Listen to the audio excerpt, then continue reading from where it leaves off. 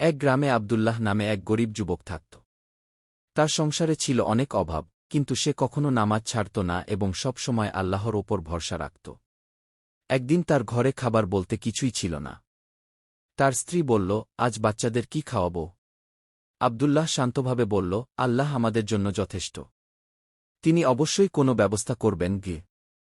সেদিন সে কাজের খোঁজে বের হল। সারাদিন ঘুরেও কোনো কাজ পেল না। সন্ধ্যায় ক্লান্ত হয়ে একটি মসজিদে বসে আল্লাহর কাছে দোয়া করতে লাগল। হঠাৎ একজন বৃদ্ধ লোক তার কাছে এসে বললেন, বাবা, আমি অনেক দূর থেকে এসেছি। আমার কিছু মালামাল বাড়ি পর্যন্ত পৌঁছে দিতে পারবে? আবদুল্লাহ রাজি হয়ে গেল। কাজ শেষে বৃদ্ধ তাকে ভালো পারিশ্রমিক দিলেন।